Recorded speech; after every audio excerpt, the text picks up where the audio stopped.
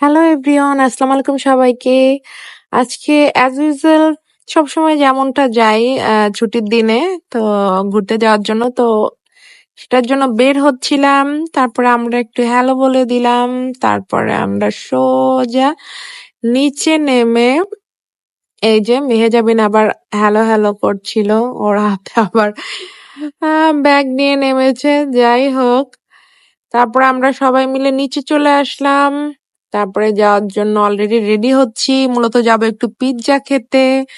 তো এই হচ্ছে গিয়ে ব্যাপার। তারপরে আমরা পিৎজা নিয়েও নিলাম একটা 8 ইঞ্চির। আসলে টেস্টটা এভারেজ ছিল।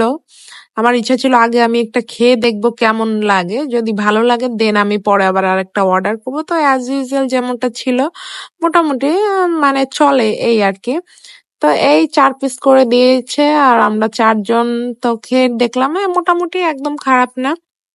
কিন্তু মূলত হচ্ছে আমরা ফুচকা খাবো। ফুচকা খাওয়ার জন্য খুব ক্রেভিংস হচ্ছিল। তো এখান থেকে ভাবছি ফুচকা খাবো। তো এখানে আবার এক চাচা উনি দেশি ফল বিক্রি করে। যেমন এই দেখেন করমচা, তারপরে হচ্ছে জাম আছে, গাব, তারপরে দেশি আম।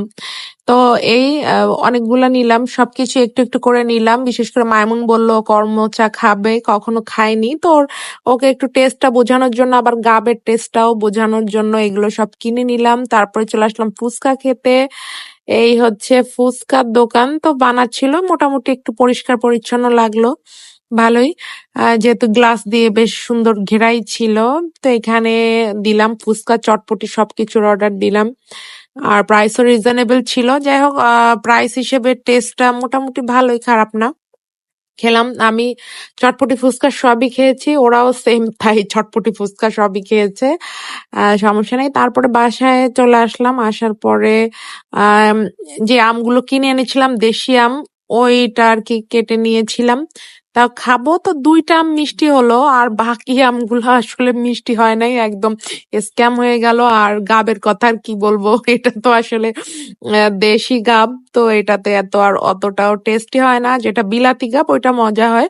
তো খেলাম মূলত আমার বাচ্চাকে আর কি মূলত স্বাদ বোঝানোর জন্য নিয়ে আসলাম। তো অতটা আমার ভালো লাগেনি, কিন্তু আমার পেস্টটা কিন্তু অবশ্যই লাইক দিয়ে